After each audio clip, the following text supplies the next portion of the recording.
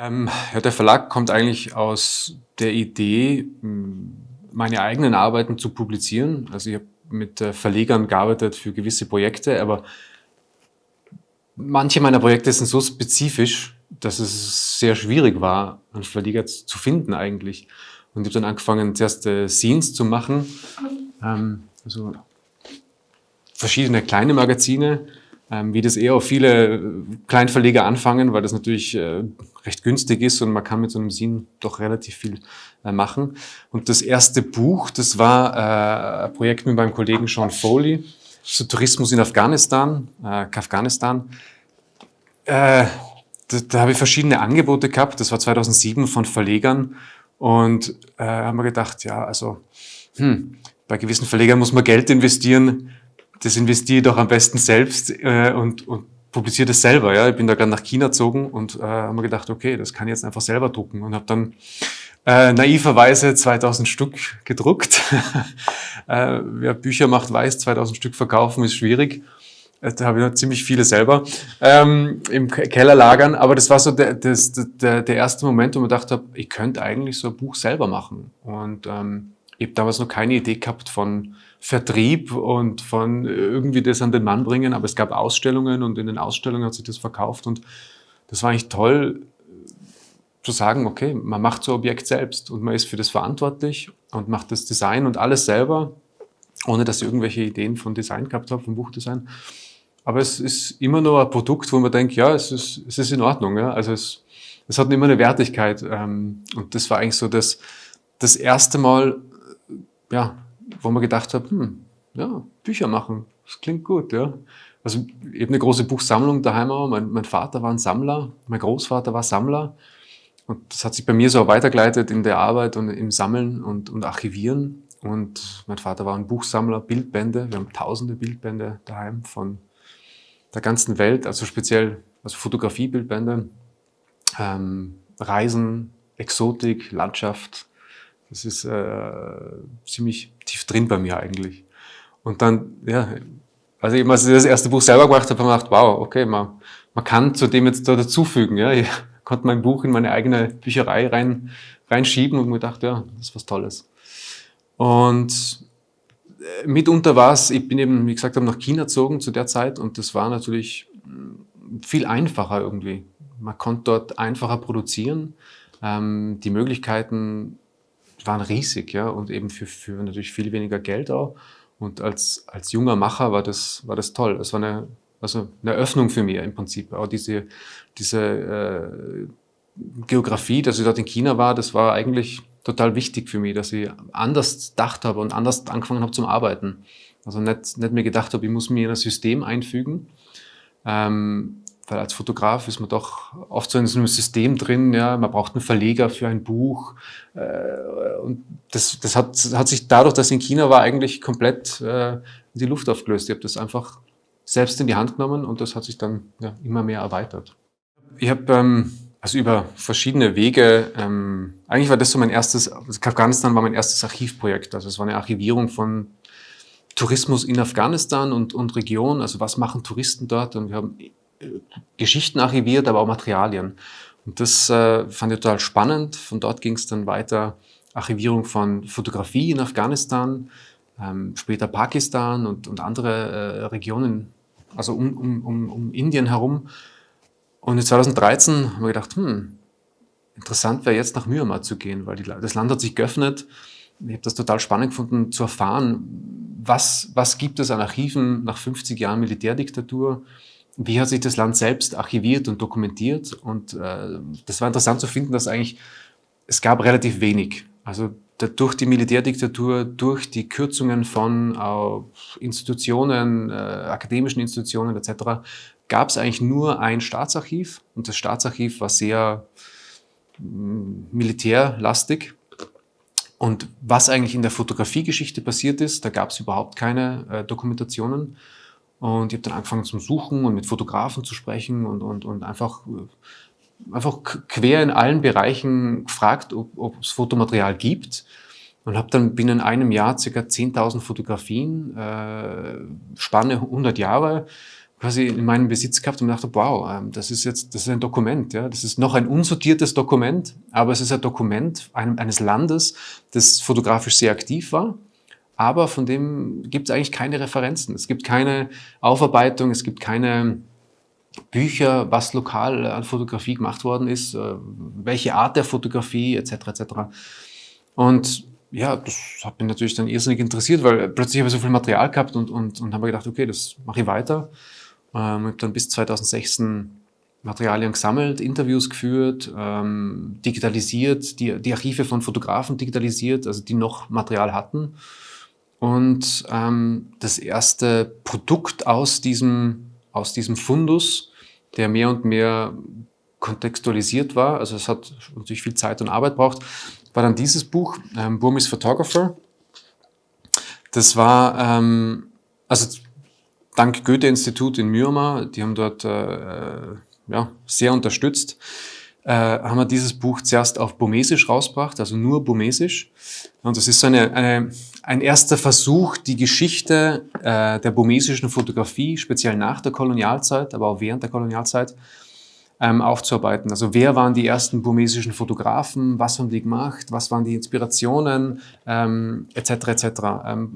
Versucht, einzelne Charaktere, die eben wichtig waren in der Entwicklung der Fotografie herauszufinden. Das ist zum Beispiel ein indischer Fotograf, der so Postkarten koloriert hat und sehr wichtig war eigentlich für die Entwicklung der Fotografie dort, etc. etc. Also so einfach versucht praktisch herauszufinden, was wurde fotografiert in Myanmar, wer hat fotografiert, wann, wo, wie. Also einfach so Fragestellungen, ganz einfache Fragestellungen in einem Buch verfasst. Und zuerst in Burmesisch mit einer Ausstellung. Und das Spannende ist, dadurch, dass es im Prinzip keine Aufarbeitungen gibt, es gibt auch ganz wenige Ausstellungen in diesen Bereichen, konnten wir eine Ausstellung machen mit 80.000 Besuchern in Yangon, die einfach hungrig sind für diese Art der Information, weil es natürlich einen gewissen Stolz hat, dass es in Myanmar diese Sachen auch gibt. Ja? Man muss es nicht aus dem Ausland importieren, sondern es gibt alles in Myanmar. Die Frage ist nur, wo ist der Zugang zu dieser Information?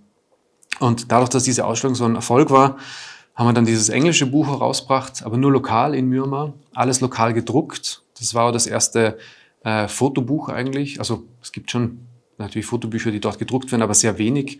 Aber so ein komplettes Farbbuch, das ist eins der ersten. Und das war natürlich irre spannend, dort mit den Druckern zu arbeiten und neue Sachen zu machen. Und das, ja, für mich war das auch inspirierend, dass man sagt, man macht was Neues dort. Man bringt was Neues in die Gesellschaft, man bringt was Neues in die Fotoszene, aber auch in die generelle Gesellschaft.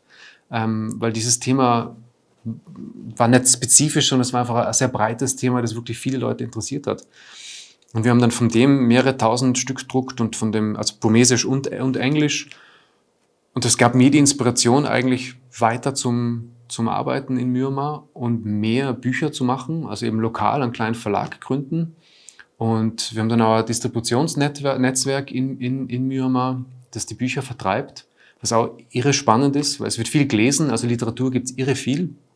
Aber eben Fotobücher nicht. Das ist nicht, weil normalerweise teuer zu produzieren. Und das hat sich dann so entwickelt. Und ich habe dann aus diesem Archiv, das eben recht groß ist mittlerweile, 20.000 Fotos und unzählbare Negative, habe ich dann angefangen, Geschichten rauszukristallisieren. Und so die ersten Buchobjekte auch gemacht. Also versucht, lokale Materialien zu finden, die günstig sind. Also das zum Beispiel von einem Verpackungsmaterial, der Karton, ja. Und das Papier hier, da macht man das Papier für so Handbücher, wenn man, keine Ahnung, gebraucht einen Kopierer kauft, dann gibt's da so ein Handbuch dazu und das wird auf so günstigstem Papier gemacht. Ja. Also das ist wirklich das Billigste des Billigsten. Wir haben das da gedoppelt und das druckt sehr schön. Wir haben da halt viele Tests gemacht. Und ich habe dann meinem Buchbinder dort beigebracht, wie man so eine japanische Buchbindung macht. Das ist ja alles recht einfach, kann man vor Hand machen, muss nur wissen wie. Und so einen tollen Typen, der diese Goldgravuren macht mit so einer alten 1920er Maschine. Also es gibt Leute mit irrsinnig viel Talent muss ihnen nur Möglichkeiten geben und das Tolle ist, dass ich mache da Workshops, bringe den Leuten was Neues bei und im Endeffekt ist aber sofort ein ökonomischer Teil da. Es wird ja bezahlt, ja. Es ist nicht, wir sind da keine NGO, sondern es ist ein Business und wir machen die Bücher, verkaufen die lokal für einen sehr angemessenen Preis, dass es die Leute ja leisten können und bringen das im Prinzip in die Buchläden rein, die sonst da ja halt die normale Literatur verkaufen. Das waren so die Anfänge eben, da haben wir eine ganze Serie gemacht mit diesen Büchern und jedes Jahr eigentlich gibt es eine Ausstellung und das ist ja spannend, das ist richtig spannend, diese Materialien auszuarbeiten mit lokalen Schreibern, also das ist zum Beispiel mit einem lokalen Schriftsteller, der hat da das Intro gemacht, da auch, also gibt verschiedene Kollaborationen immer zu jedem Buch. Und das Hauptaugenmerk ist aber der lokale Vertrieb, lokal Ausstellungen machen. Es gab bisher ganz, ganz wenig von diesen Sachen in Europa oder außerhalb von Myanmar, weil der Schwerpunkt ganz einfach auf Myanmar liegt und dass man den Leuten Zugang zur eigenen Information gibt. Und das ist so ein bisschen für mich der Kritikpunkt auch, wie wir publizieren in Europa oder in Amerika und generell im Westen, ist natürlich, dass wir oft Thematiken aus dem Ausland nehmen, die an uns heranbringen und dann eigentlich nur in Europa oder im Westen publizieren. Das ist natürlich einfacher, da liegt auch der Markt, aber von der Ethik her ist da natürlich, stimmt was nicht. Ja? Weil die Leute, die Information am meisten brauchen, sind aus diesem Kreis ausgeschlossen. Also das ist eigentlich so was ich versuche mit meinen Büchern zu brechen. Also auch bei anderen Büchern, ja, wo man versucht einfach lokal wo die Materialien herkommen, dort zu produzieren, dort einen Vertrieb zu finden und erst im nächsten Schritt kommt es dann zurück nach Europa. Und das funktioniert. Also es ist klar, es ist natürlich nicht so einfach, aber in Myanmar ist das ein Beispiel, wo das ganz klar funktioniert. Und wir machen lokal sehr rudimentär, aber trotzdem tolle Buchobjekte, die dann auch eine Geschichte im Prinzip, also das Material an sich hat natürlich eine Geschichte, was natürlich spannend ist. Ja. Das ist ein Buch Young und Fashion über Fashion-Bilder aus den späten 70ern in Yangon. Das Spannende ist, dass in dieser Zeit, das war natürlich Zeit der Militärdiktatur, man konnte schon, aber es gab sehr wenig, dass man einen Minirock anhat oder westliche Kleidung mit Schlaghosen und so weiter.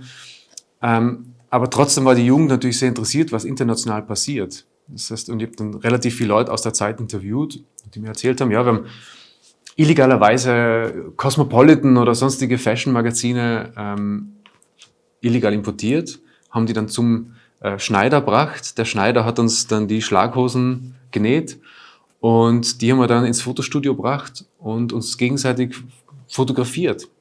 Also der Fotograf, aber halt so man hat sich fotografiert und hat dann die Fotos drucken lassen dort und ausgetauscht.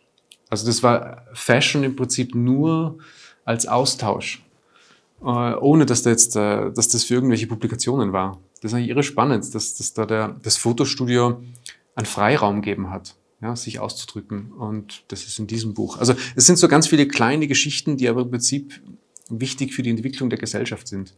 Und das ist so ein bisschen generell für meine Publikationen so ein Leitfaden, diese kleinen Geschichten, die so, das ist nicht unbedingt die vorgefertigte Geschichte darstellen, sondern so an der Seite Seiteninformationen zur Geschichte oder wie wir Geschichte verstehen, mit einbringen. Mit meinem Kollegen Sean Foley 2010, 11, 12 ein Projekt in Afghanistan gemacht zu Boxkamerafotografie in Afghanistan, also rudimentäre Boxen, die Kamera und Dunkelkamera zugleich sind. Und das ist in Afghanistan eigentlich seit den 50ern durchgehend verwendet worden als Hauptkamera, weil es halt relativ wenig Zugang zur Technologie gab. Und wir haben da Recherche gemacht und Dokumentation der letzten Fotografen mit Archiv und im Zuge dessen ein so ein Handbuch angefertigt, wie man so eine Kamera baut, mit Videos, mit einem Tischler in Kabul und so weiter. Und das hat sich relativ schnell verbreitet eigentlich so in der Fotoszene, in der Leute, die analog halt interessiert waren. Und über die Jahre gab es da so viel interessante Gespräche mit Fotografen, die diese Kamera gebaut haben, die mir Fotos geschickt haben. Und ich habe mir gedacht, so jetzt wäre es an der Zeit, diese Energie irgendwie zusammenzubringen. Weil es gab wirklich weltweit gibt es Fotografen, die diese Kameras bauen, diese rudimentären Holzkameras. Und ja, haben wir gedacht, jetzt machen wir eine Sammlung. Und das ist jetzt vor kurzem erschienen mit über 40 Fotografen von Brasilien, Argentinien, Frankreich, Japan, Singapur, also wirklich global, die Teil dieser kleinen, aber doch starken Community sind, teilweise davon leben. Also wir haben so Geschichten wie eine Fotografin aus Ibiza, die mir geschrieben, ja, sie wollte eigentlich immer Fotojournalistin werden, hat das aber wirtschaftlich hat das nie geklappt. Dann hat sie die Kamera gebaut und jetzt hat sie ein kleines Studio in Ibiza und lebt davon. Also das ist super, ja? Das ist eine ganz einfache, rudimentäre Kamera und hat natürlich was Spezielles. Ja, das ist auch im Prinzip, diese Boxkamera ist, wenn man in die Geschichtsbücher der Fotografie schaut, ist die irgendwo durchgerutscht, weil die nicht Teil der Industrie ist. Also es ist keine Marke, sondern es ist gebaut von irgendwelchen Tischlern oder von Fotografen selber. Und es gibt ganz wenig Referenzen. Es gibt so 2 oder 3 selbstpublizierte Bücher, aber es gibt ganz wenige Referenzen zu der Geschichte dieser Kamera. Und das finde ich wieder spannend, ja, weil das etwas ist, das sich die Leute selber bauen können. Du bist nicht abhängig von der Industrie, du bist nicht abhängig von was Vorgefertigten. Und das ist im Prinzip so wie für mich publizieren, ja, du bist nicht abhängig von dem System, sondern du kannst das selber machen und formen. Und deswegen finde ich diese Art der Fotografie total spannend und es ist auch schön, so eine Community zu formen. Also wir haben da ein Instagram und eine Webseite und bringen mehr und mehr Fotografen auf die drauf. Und das funktioniert. Ja, und das geht auch weiter. Nächstes Jahr kommt ein neues Buch raus. Fraglich Publishing, also diesen Namen gibt es für mich schon lang. Den 2006 oder 2007 so irgendwie ins Leben gerufen, weil ich halt angefangen habe, mich mit Geschichte zu interessieren und dann irgendwie so kleine Geschichtsbücher auch gemacht habe und mir aber gedacht habe, irgendwo ist das im Zwiespalt, weil ich nicht so dran glaube, an die vorgefertigte Geschichte, an aufgeschriebene Geschichte, die dann dogmatisch präsentiert wird, weil Geschichte für mich ist was Bewegliches, ja, ist ein Ansichtspunkt. Und deswegen fand ich das eigentlich sehr, ja, irgendwie im Zwiespalt, dass ich Bücher publiziere, die mit Geschichte zu tun haben. Und deswegen habe ich dieses fraglich einbaut, weil selbst meine Bücher haben eine Fragestellung, weil es ist doch eben Geschichte, aber diese Geschichte soll weiterhin in Fragestellung bleiben, weil es eine Frage der Interpretation ist. Deswegen heißt es fraglich Publishing. Und in diesem Bereich, ja, mache ich Bücher, also geografisch eigentlich recht vielseitig. Das Buch kommt aus Istanbul, das ist eine Geschichte zum Nachtleben in Istanbul, das etwas liberaler war in den 50ern und 60ern.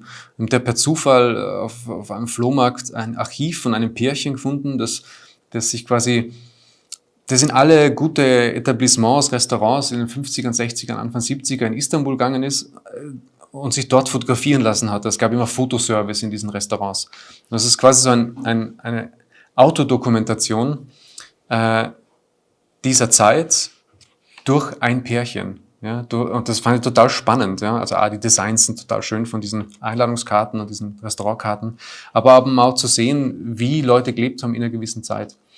Und ja, das ist da ein Buch verfasst, gemeinsam mit Natascha Christia, einer Kuratorin. Geschichten wie sehr persönliche Geschichten aus Afghanistan und Pakistan von einem Amerikaner, der zum Islam konvertiert ist in Afghanistan. Total spannende Geschichte, Lebensgeschichte, der tolle Schnappschüsse gemacht hat aus einer Welt, die man sich gar nicht vorstellen kann. Das sind, also wie gesagt, sehr, sehr kleine Geschichten, aber im Prinzip, ich finde es toll, so ganz persönliche Einsichten, ja, in eine Welt, die man sonst sehr, sehr, sehr, sehr wenig sieht im Endeffekt. Das Ganze ist natürlich schon irgendwo getrieben auch von meiner eigenen Arbeit, also als Fotograf oder als Macher. Es gibt dann immer wieder Publikationen, die eigentlich sehr persönlich sind von mir. Über die letzten 15 Jahre zum Beispiel die Identität und auch, wer hat die Autorität, Identität zu geben, zu hinterfragen. Ich habe über viele Jahre Identitäten selber kreiert. Ja, und habe dann irgendwann ein Buch draus gemacht, weil man gedacht habe, ja, das könnte man mal präsentieren.